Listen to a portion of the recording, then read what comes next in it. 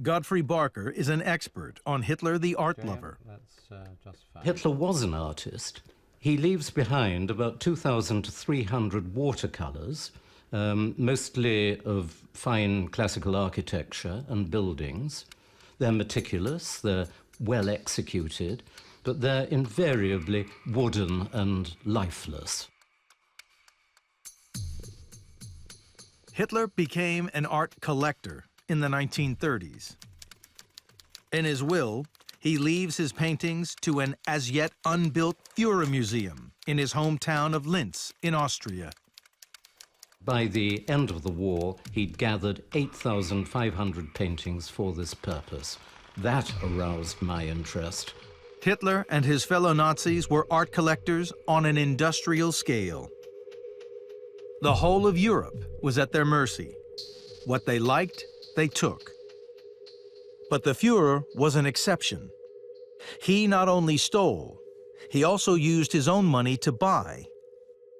I had expected to find that he was directly responsible for looting of, and stealing of paintings that he wanted for himself, and I couldn't find any evidence for it. I found evidence that he paid for them.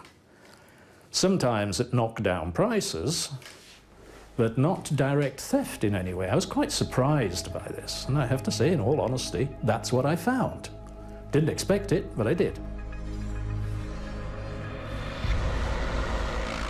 When the Allies started to look for Hitler's art collection after his death, they couldn't find most of it. Nor could they trace the vast art haul stolen by his fellow Nazis. It was as if it had been spirited away. The Austrian village of Altaussee lies close to the southern German border, 50 miles from Hitler's house in Berchtesgaden.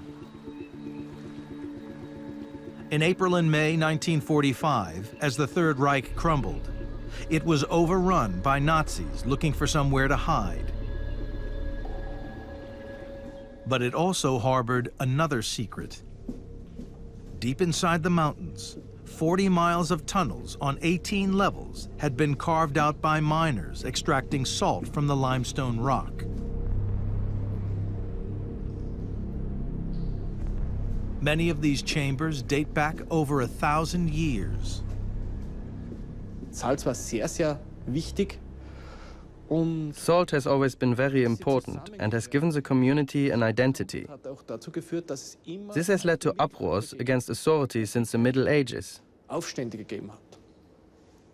Helmut Kahls is a leading authority on the Altaussee salt mine, which was used by the Nazis to store art.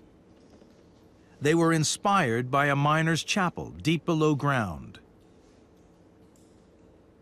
Und in dieser Kapelle In the chapel, there were paintings for many years, and they were well preserved.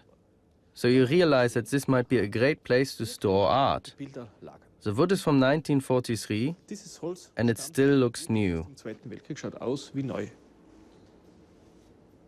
The 1943 wood is shelving put in by the Nazis to store more than 12,000 works of art.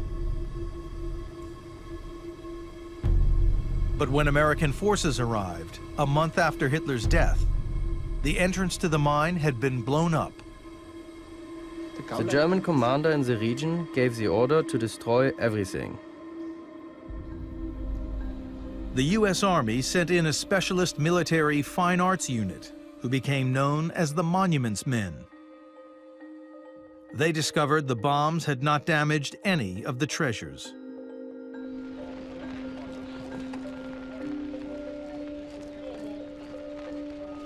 By the time they had emptied the mine, they had filled 80 truckloads and recovered art worth more than $3.5 billion.